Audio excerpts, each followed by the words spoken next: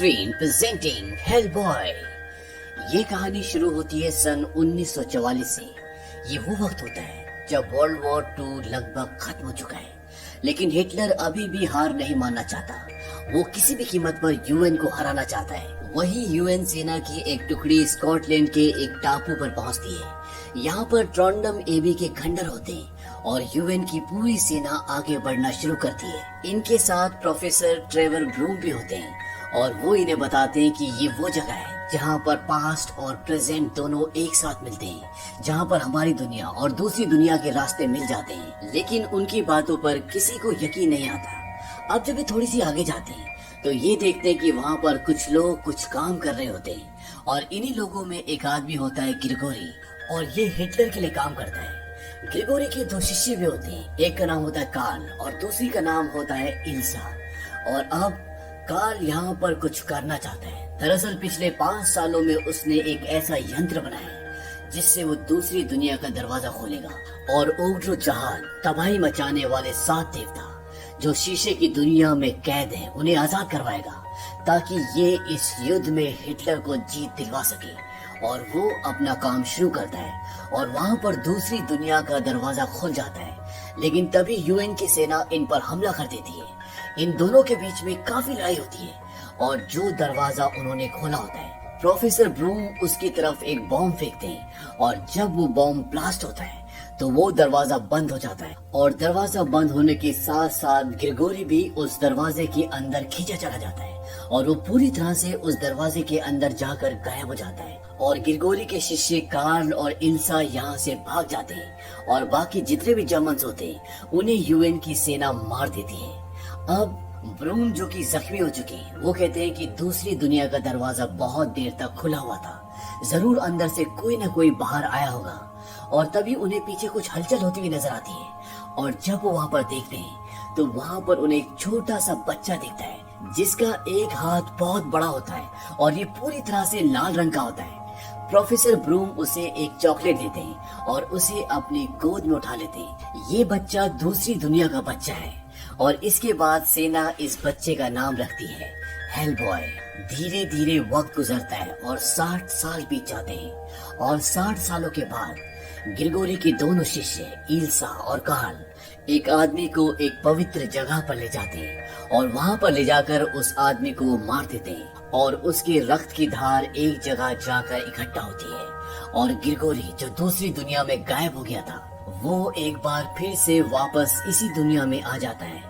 वहीं दूसरी तरफ ये दिखाते हैं कि ब्रूम अब बहुत बूढ़े हो चुके हैं, वो बीमार हैं और डॉक्टर उन्हें बताते हैं कि आप 6 हफ्ते से ज्यादा जिंदा नहीं रह सकते। डॉक्टर्स चाहते हैं कि वो हॉस्पिटल में एडमिट हो जाए, लेकिन ब्रूम बोलते हैं कि मैं अपने घर पर रहना ज्यादा पसंद करूंगा, मुझे अपने बेटे के लिए कुछ अरेंजमेंट्स करने हैं। और वो वापस अपने रिसर्च सेंटर में आ जाते हैं। इसका नाम होता है BPRD यानी कि bureau of paranormal research and defence centre. ये गवर्नमेंट की तरफ से उन्हें मिला होता है।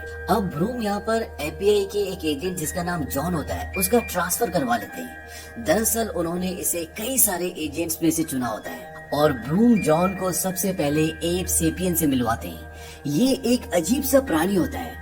ब्रूम बताते हैं कि ये हमें एक हॉस्पिटल के खुफिया तहखाने में मिला था और इसकी खासियत ये है कि ये किसी का भी दिमाग पढ़ सकता है। ये एक दिन में 4 किताबें पढ़ता है, वो भी चारों एक साथ। इसके बाद ब्रूम उसे आगे ले जाते हैं और वहाँ पर एजेंट क्ले आते हैं। ब्रूम बोलते हैं कि इन्हें अपने साथ ले जाओ और एजेंट क्ले उसे एक कमरे के अंदर ले जाते हैं और उस कमरे के अंदर हेलबॉय होता है। हेलबॉय अब बहुत बड़ा हो चुका है, हालांकि 60 साल बीत चुके हैं, लेकिन हेलबॉय अभी भी बहुत जवान और बहुत स्ट्रॉन्ग होता है क्योंकि इंसान की उम्र के 4 साल और हेलबॉय की उम्र का 1 साल बराबर होते हैं। यानी कि इंसानी वक्त के हिसाब से वो 60 साल का है, लेकिन उसके शरीर की और उसकी ताकत की उम्र मात्र 20 साल होती है। जॉन उसे देखकर हैरान हो जाता है क्योंकि आज से पहले उसने उसके बारे में सिर्फ कॉमिक्स में पढ़ा था और आज जब वो उसे अपने सामने देखता तो उसे यकीन ही नहीं होता। हेलबॉय एजेंट क्ले से पूछता है कि ये बच्चा कौन है। वो कहता है कि ये तुम्हारा साथी है। हेलबॉय बोलता है कि मुझे किसी साथी की जरूरत नहीं है। तभी एजेंट क्ले जॉन को धीरे से बोलता है कि उसे चॉकलेट दो। दरअसल ये चॉकलेट जॉन को ब्रूम ने दी होती है और जब वो उन चॉकलेट्स को हेलबॉय को देता है, हेलबॉय पूछता है क्या पिताजी आ गए। क्ले बोलता है कि हाँ वो आ चुके हैं। हेलबॉय पूछता है क्या वो अभी भी नाराज हैं। क्ले कहता है कि अगर तुम बिना पूछे बिना काम के बाहर जाओगे तो वो नाराज होंगे। हेलबॉय बोलता है कि मुझे उस लड़की से मिलना था, और तभी वहाँ पे एक अलार्म बजता है और ये अलार्म होता है खतरे का। और इसके बाद हेलबॉय एब वो प्राणी जो एक दिन में 4 किताबें पढ़ता है और दूसरों का दिमाग भी रीड कर लेता है, और जॉन उस जगह पर पहुंचते हैं जहां पर एक घटना घटी है। ये एक म्यूजियम है जहां पर एक अजीब सा प्राणी आ गया जिसने कई लोगों को मार दिया है, और अब ये सब के सब उसके अंदर जाते हैं। एब अपनी शक्तियों का इस्तेमाल करके हेलबॉय को बताता है कि वो अंदर है। हेलबॉय सबको बोलता है कि तुम बाहर ही रुको, और वो अंदर चला जाता है। और अंदर एक अजीब सा क्रिएचर होता है, इसका नाम समाइल होता है, और चंद ही पलों में हेलबॉय उसे मार देता है। और जब वो बाहर आ रहा होता है तभी एब उसे बताता है कि मैंने उसके बारे में पढ़ा है, ये वो जीव है जिसके अंदर वो शक्ति है जो मरकर भी जिंदा हो जाता है।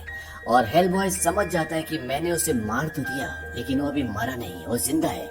और एक बार फिर से इन दोनों के बीच में घमासान युद्ध होता है, और हेलबॉय एक बार फिर से उसे मार देता है और वहाँ से चला जाता है। और उसके जाने के बाद वहाँ पर ब्रूम, एब और इनकी पूरी टीम आती है। यहाँ पर जो सामान होता है उस सामान को छूने के बाद एब ये पता लगाता है कि यहाँ पर हुआ क्या था, और उसे ये पता चलता है कि यहाँ पर ग्रिगोरी, इल्सा और कार्ल आए थे। ये वही लोग हैं जो आज से 60 साल पहले स्कॉटलैंड के एक तट पर दूसरी दुनिया से बुराई के 7 देवताओं को इस दुनिया में लाना चाहते थे, लेकिन उस वक्त इन्हें रोक लिया गया था। और अब ये एक बार फिर से इस दुनिया में आ चुके हैं, और इस जीव को जिसे अभी अभी हेलबॉय ने मारा है उसे भी कैद से ग्रिगोरी ने ही छुड़ाया होता है। और ग्रिगोरी ये कहता है कि तुम्हारी हर एक मौत तुम्हारे लिए 2 जिंदगियां लेकर आएंगी। ये सब जानने के बाद ब्रूम बहुत परेशान हो जाते हैं, और यहाँ पर एब जब ब्रूम के शरीर में हाथ लगाता है तो उसे पता चल जाता है कि वो बहुत बीमार है। वहीं दूसरी तरफ ये दिखाते हैं कि हेलबॉय एक मेंटल हॉस्पिटल जाता है, और वहाँ पर वो एक लड़की से मिलता है जिसका नाम लिज होता है। ये पहले इन्हीं के साथ रहा करती थी, और इसके अंदर आग को पैदा करने की शक्ति होती है, लेकिन वो शक्ति इसके कंट्रोल में नहीं होती, इसीलिए यहाँ पर होती है। हेलबॉय उसे कहता है कि तुम्हें हमारे साथ वापस चलना चाहिए। वो कहती है कि मुझे यहाँ पर अच्छा तो नहीं लगता, लेकिन यहाँ पर कई दिनों से कोई हादसा नहीं हुआ है, और अब मैं अपनी आग को कंट्रोल भी करने लगी हूँ। और तभी वहाँ पर ब्रूम, एब, जॉन और बहुत सारे एजेंट्स आ जाते हैं, और वो हेलबॉय को वहाँ से वापस ले जाते हैं। अब हेलबॉय के हाथ में उस क्रिएचर से लड़ते हुए एक घाव का निशान बन गया होता है, और जब एब उसे देखता है तो उसके अंदर उसी जीव के जिसे हेलबॉय ने मारा था उसके अंडे होते हैं। एब बताता है कि ये अपने डंक के जरिए कहीं पर भी अंडे छोड़ सकता है। ये सिर्फ 2 चीजें बर्दाश्त नहीं कर सकती, एक गर्मी और दूसरा रोशनी, और इन अंडों को पनपने के लिए सीलन और अंधेरे की जरूरत है। अब हेलबॉय ने उस क्रिएचर को एक ट्रेन के टनल में मारा होता है, और ऐसा वातावरण वहाँ पर है। ब्रूम हेलबॉय को बोलते हैं कि कल तुम एब के और बाकी एजेंट्स के साथ वहाँ पर जाओगे, और वहाँ पर जितने भी अंडे होंगे उन सबको नष्ट करोगे। और अगले दिन हेलबॉय, एब, एजेंट क्ले और 2 और एजेंट्स वहाँ पर जाते हैं, और वो वहाँ पर अंडे ढूंढना शुरू करते हैं। एब पानी के अंदर जाता है, और वो देखता है कि वहाँ पर उस जानवर ने बहुत सारे अंडे दिए होते हैं, और एक बहुत बड़ा क्रिएचर अंदर भी होता है, और वो एब को मारने की कोशिश करता है, लेकिन एब वहाँ से बाहर आ जाता है। वहीं बाहर एक और क्रिएचर होता है जो 2 एजेंट्स को मार देता है, पर वहाँ पर हेलबॉय आ जाता है, और इसके बाद हेलबॉय के बीच में और उस क्रिएचर, उस दानव के बीच में एक बार फिर से लड़ाई होती है, और हेलबॉय एक बार फिर से उसे मार देता है। लेकिन नीचे ग्रिगोरी का शिष्य कार्ल भी होता है, इस पर गोलियों का भी कोई असर नहीं होता, और वो एजेंट क्ले को बहुत बुरी तरह से जख्मी कर देता है। और जब वहाँ पर हेलबॉय आता है तो वो पहले जमीन पे लेट जाता है ताकि उसे ऐसा लगे कि वो मर चुका है, और हेलबॉय को भी ऐसा लगता है। और अब क्ले बहुत बुरी तरह से जख्मी है, एब भी बहुत बुरी तरह से जख्मी है, और जल्द से जल्द अगर इन्होंने कुछ नहीं किया तो ये क्रिएचर पूरी दुनिया में फैल जाएंगे। वहाँ पर ये दिखाते हैं कि जिस क्रिएचर को हेलबॉय ने मारा होता है उसके अंदर से 2 रोशनियां निकलती हैं, यानी कि जब भी ये किसी एक क्रिएचर को मारेंगे तो वो 2 रूप में पैदा हो जाएगा। वहीं जॉन लिज को मनाकर वापस उस ठिकाने पर ले आता है जहाँ पर हेलबॉय, एब, ब्रूम ये सब रहते हैं। ब्रूम लिज को देखकर बहुत खुश होते हैं, वो कहते हैं कि मैं चाहता हूँ कि तुम वापस आ जाओ। लिज कहती है कि मैं सिर्फ 2 दिनों के लिए आई हूँ, इसके बाद मैं वापस चली जाऊंगी। तभी वहाँ पर हेलबॉय भी आ जाता है, और वो लिज को देखकर बहुत खुश होता है। दरअसल वो लिज से प्यार करता है, लेकिन अभी तक उसने लिज से अपने प्यार का इजहार नहीं किया। वो कई सारे लेटर्स लिखता है ताकि वो अपने दिल की बात उनमें लिख सके। और तभी वहाँ पर लिज आ जाती है। लिज उसे बताती है कि मैं बाहर जा रही हूँ कॉफी पीने के लिए। हेलबॉय पूछता है किसके साथ। वो बताती है कि जॉन के साथ। इस बात से उसे गुस्सा आता है। उसे लगता है कि ये जॉन को पसंद करती है और लिज जॉन के साथ बाहर कॉफी पीने चली जाती है। लेकिन हेलबॉय उनका पीछा करता है और अंदर ही अंदर इस बात से दुखी हो रहा होता है कि अब लिज और जॉन एक साथ हैं। लेकिन सच्चाई ये होती है कि लिज भी उसे पसंद करती है, लेकिन वो थोड़ा सा कंफ्यूज होती है और वो यही सारी बातें जॉन से कर रही होती है। वहीं दूसरी तरफ ये दिखाया जाता है कि मिस्टर ब्रूम कार्ल की बॉडी को चेक करते हैं जिसने मरने का बहाना किया होता है और वो देखते हैं कि उसकी बॉडी में खून की एक बूंद भी नहीं होती। उसका जन्म 1897 में हुआ था, यानी कि ये इंसान नहीं होता। और जब मिस्टर ब्रूम नीचे चले जाते हैं तो ऊपर ये दिखाया जाता है कि कार्ल उठ जाता है और वो अपने कपड़े पहनकर नीचे आ जाता है जहाँ पर मिस्टर ब्रूम होते हैं। मिस्टर ब्रूम कार्ल को देखते हैं और वो समझ जाते हैं कि ये एक चाल थी। वो कहते हैं कि मैंने कठपुतली को तो देख लिया, लेकिन इसे चलाने वाला कहाँ है। और तभी ये दिखाया जाता है कि वहाँ पर सोफे पर ग्रेगोरी बैठा होता है। वो कहता है कि बहुत खूब प्रोफेसर ब्रूम। वो प्रोफेसर ब्रूम को बताता है कि आज से 60 साल पहले अगर तुमने हेलबॉय को खत्म कर दिया होता तो आज ऐसा कुछ भी नहीं होता। वो कहते हैं कि मैं तुम्हें भविष्य की एक झलक दिखाना चाहता हूँ।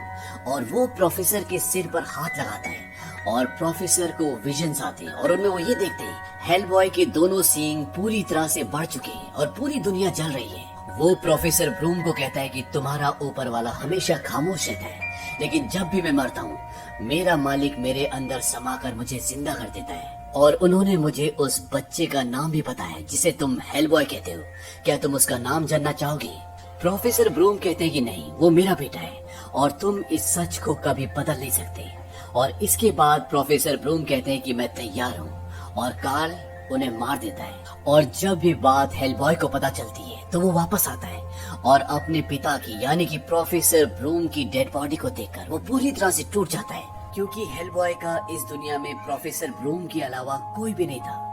यहाँ पर प्रोफेसर ब्रूम की बॉडी के पास उन्हें एक नोट भी मिलता है जिसमें सेबेस्टियन ब्लैकबा नंबर 16 लिखा होता है और ये मॉस्को से कुछ ही दूरी पर होता है। और इसीलिए हेलबॉय, मायर, लिस और कुछ एजेंट्स उस जगह तक पहुंच जाते हैं। इनके साथ एब नहीं आता क्योंकि एब की तबीयत ठीक नहीं है, वो घायल है।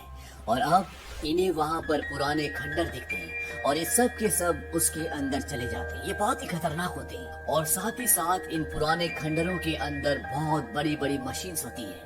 इनके सामने कार्ल आ जाता है। कार्ल वही है जिसने प्रोफेसर ब्रूम को मारा होता है और वो हेलबॉय पे हमला कर देता है। लेकिन हेलबॉय उससे बहुत ताकतवर है और उसे पता है कि इसने मेरे पिता को मारा था, इसीलिए हेलबॉय उसे बहुत बुरी तरह से मार देता है। लेकिन अब तक हेलबॉय से लिज और जॉन मायर अलग हो चुके होते हैं और इन्हें वहाँ पर उस जीव का नया ठिकाना भी मिल जाता है जिसे सैमल्स कहते हैं। और वहाँ पर उसने काफी सारे अंडे दिए होते हैं और यहाँ पे उसी तरह के कई सारे जीव होते हैं और ये सब के सब उन पर हमला कर देते हैं। हेलबॉय उनसे लड़ने की कोशिश करता है, लेकिन इतने सारों के साथ एक साथ लड़ना बहुत मुश्किल है। लिज ये सब देखकर जॉन को बोलते हैं कि मुझे थप्पड़ मारो ताकि उसे गुस्सा आए और वो अपनी आग की पावर को इस्तेमाल कर सके। जॉन मायर ऐसे करता है और तभी उसके हाथ में आग जलना शुरू हो जाती है। वो जॉन को बोलती है कि तुम यहाँ से चले जाओ और जॉन एक पत्थर के पीछे छुप जाता है। और इसके बाद लिज अपनी आग की पावर से वहाँ पर जितने भी वो जीव होते हैं और उनके अंडे होते हैं उन सब को जलाकर राख कर देती है। और उन सब के खात्मे के साथ साथ लिज और हेलबॉय दोनों बेहोश हो जाते हैं। और जब हेलबॉय को होश आता है तो वो देखता है कि उसे जंजीरों से जकड़ा हुआ है। उसके आगे ग्रिगोरी और उसकी शिष्य इल्सा होती है और वहाँ पर लिज भी होती है जो अभी भी बेहोश है और जॉन मायर को बंदी बनाया हुआ है। और वहाँ पर एक बहुत बड़ा पत्थर भी होता है। ये सन 1908 में आसमान से गिरा होता है और ये दूसरी दुनिया का दरवाजा खोलने का रास्ता होता है। दरअसल आज ग्रहण की रात होती है और ग्रहण की रात को दूसरी दुनिया का दरवाजा खोला जा सकता है। ग्रिगोरी हेलबॉय को बोलता है कि तुम्हें क्या लगता है कि तुम्हारा एक हाथ इतना बड़ा क्यों है? दरअसल ये दूसरी दुनिया का ताला खोलने की चाबी है और अब तुम हमारे लिए दूसरी दुनिया का ताला खोलोगे। हेलबॉय मना कर देता है। ग्रिगोरी बोलता है कि शायद तुम लिज की आत्मा के बदले दरवाजा खोलना चाहोगी और वो लिज की आत्मा को निकल जाता है। ग्रिगोरी हेलबॉय को बोलता है कि अगर तुम लिज को वापस पाना चाहते हो तो उसकी आत्मा दूसरी तरफ इंतजार कर रही है जिसके लिए तुम्हें दरवाजा खोलना ही पड़ेगा। हेलबॉय उन तालों को, उन फंदों को तोड़ने की कोशिश करता है। ग्रिगोरी बोलता है कि तुम्हारा असली नाम इन तालों पर लिखा है, तुम इन्हें नहीं तोड़ सकते, तुम अपना असली नाम पुकारो। हेलबॉय बोलता है ठीक है, लिज की खातिर। ग्रिगोरी बोलता है बोलो, अनुग उनरामा। और हेलबॉय भी ऐसे ही बोलता है, और जैसे ही वो अनुग उनरामा बोलता है उसके ताले खुल जाते हैं, और साथ ही साथ जो उसकी सींग जो कि कटे हुए होते हैं, बहुत छोटे होते हैं, वो पूरी तरह से ग्रो हो जाते हैं, जिनमें आग जल रही होती है। और वो उस पत्थर के पास जाता है जो सन 1908 में आसमान से गिरा था, जो दूसरी दुनिया का रास्ता है। और हेलबॉय का हाथ उस पत्थर को, उस दरवाजे को खोलने की चाबी है। यहाँ पर ग्रहण पूरी तरह से लग चुका है, और हेलबॉय उस पत्थर के अंदर एक छेद होता है, उसमें हाथ डालता है, और जब वो उसे घुमाता है तो एक तेज रोशनी ऊपर की तरफ जाती है और वो सीधा चांद से टकराती है, और दूसरी दुनिया का रास्ता खुल जाता है। और उस दुनिया में ओक्टू जहाज, जो कि शैतानी शक्तियों का देवता होता है, जो शीशे की दुनिया में कैद होता है, वो आजाद हो जाता है।